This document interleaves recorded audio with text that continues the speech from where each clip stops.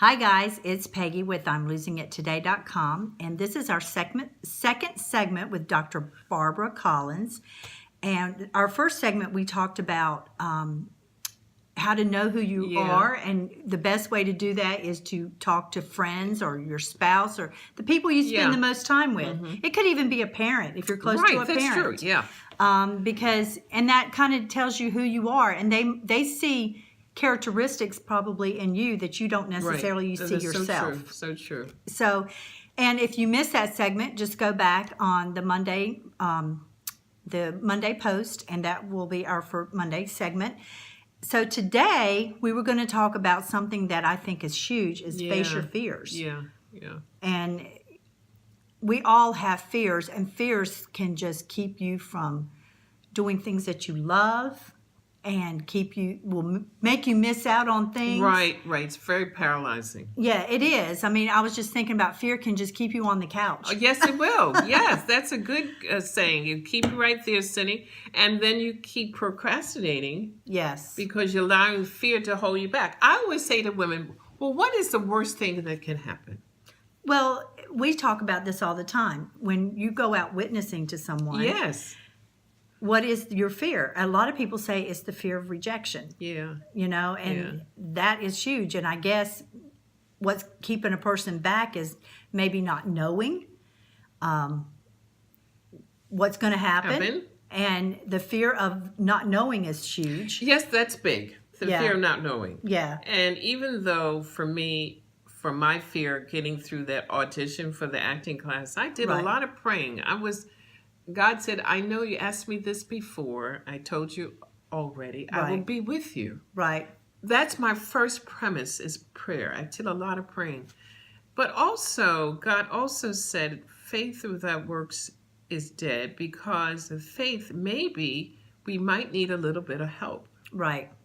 And it's okay, ladies, to ask for help. Absolutely. Just ask for, you don't have to discover who you are by yourself. No. Well, it's kind of hard to do that, Yeah, it is hard. I mean, you do discover who you are in Christ. Right, you do. Yes. Just by reading His Word and praying. Yes, that's how we know who we are. We're the child of Christ. Yes. We are a child of Christ. And that's we're grounded in. And but then there's characteristics that maybe other people see in you that you might not see in yourself.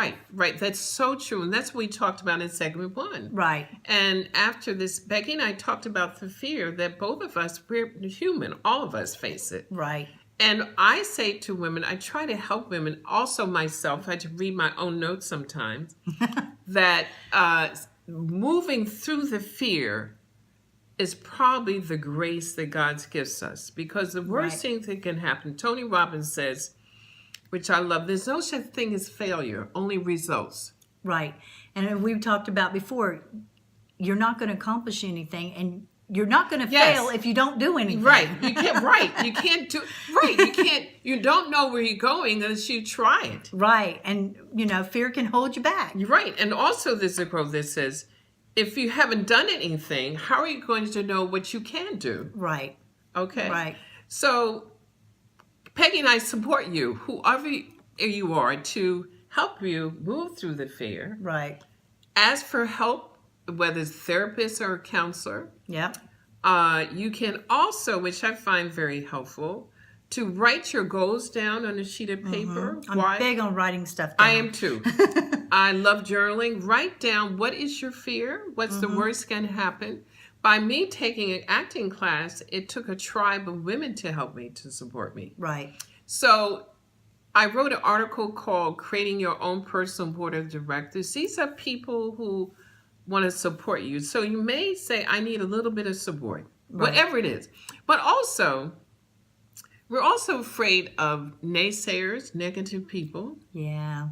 I call them dream stoppers. Dream killers. Because we are human. And people may say to you, like they said to me, what makes you think you can do that? Right. But it's okay. Let them be who they are. Yeah. Love them anyway. Right. This is about you. Right. So you can go through whatever you think is your passion, write about it, and then just observe and see what happens. It may be something. I had a lady, I was at a picnic, and my daughter gave me a book signing in New Jersey, Monique. There must have been about 45 women there. But this woman I saw 5 years ago before that book signing. I remember her 5 years ago. I saw her at a picnic. She said, Barbara, I found it. I got it. I read your book. I know what I'm going to do because it's my passion. And it keeps me up late because I love doing it. Right. Now, Peggy, I cook, but I'm not a cook. Right. Gourmet. She said very emphatically, I make the best peanut brittle ever. Wow. Now, for someone like me who does not make candy or anything, I had to stay right with her because that's not your thing. That's not my thing. But I wanted God to reach me to her joy. Yeah. She was very serious. Right.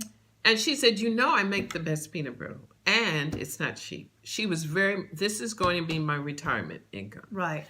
I applauded her. You know why? For finding her joy. Right. Finding her passion. Yeah. And I saw her at the book signing. I didn't know she was there. But everybody who knew I was talking about, she said, oh, she's here. She's still making peanut brittle.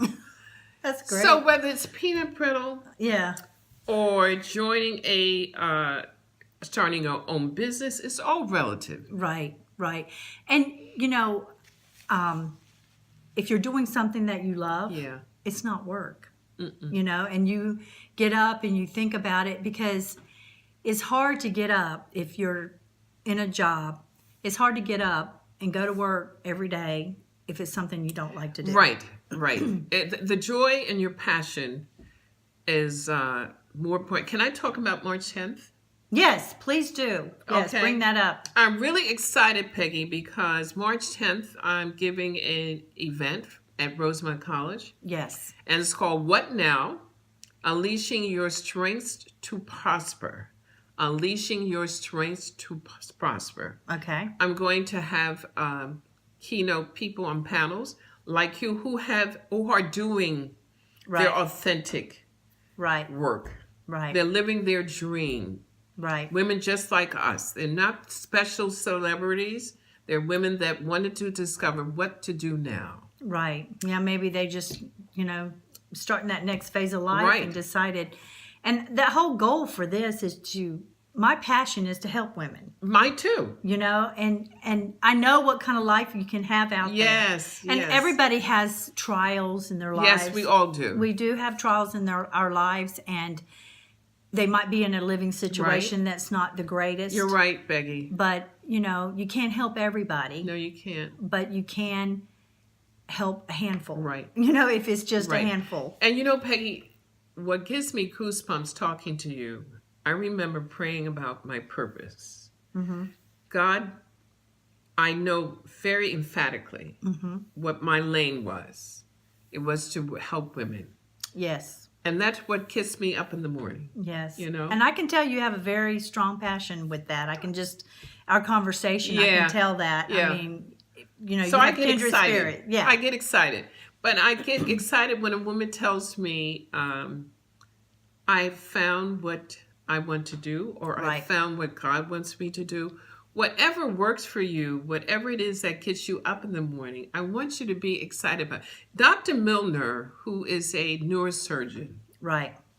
She's 99 years old. Oh, my word. Still doing research in neuroscience. That's what she said? They asked her at the end of the interview, they said, what would you recommend for women to keep their health and mental health?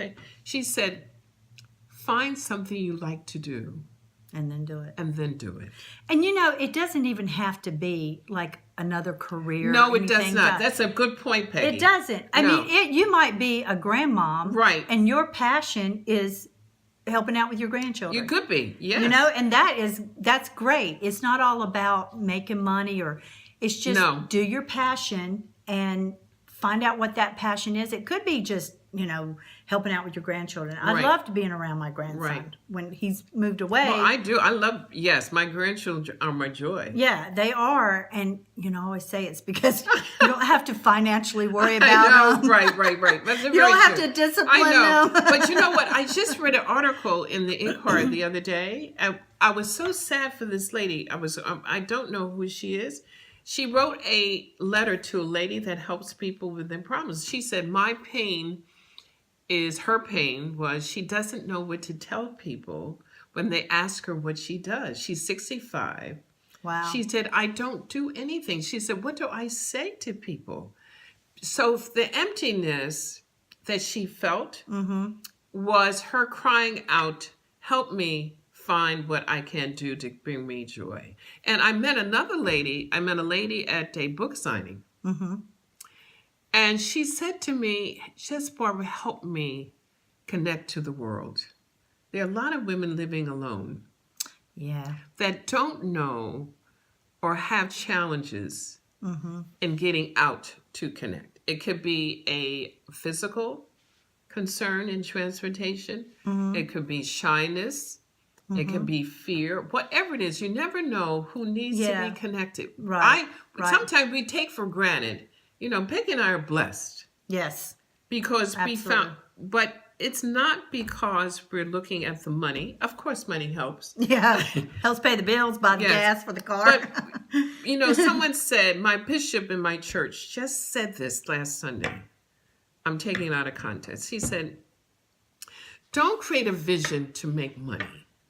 Right. Create a vision because the money will come. Exactly. When he said that, I started writing my notes. Yeah. And that's so true. Don't let because if you think of the money, yeah, right, Peggy? Right. And that's the whole purpose Even of these though videos. we need money, a lot of people, yes, I know that. Yeah, and so it's just to help people. But well, I guess we are running out of We time. are We already. could talk. Wow. We could talk all day because we just, I know, that's right, it's that's just right. so much information. But we will come back with our third segment and Yes. go and. Like I said, Power in Midlife and Beyond, Dr. Barbara Collins. Now, where can they get? Is Two this book on? places, yes. You can get it at Barnes & Noble online. Okay. You can get it at Town Book Center here in Collegeville, Oh, okay. right, the Providence Center. Right. You can order it on my website, Okay. www.drbarbaracollins.com. Okay, so they can order off your website too. Yes. Okay, great.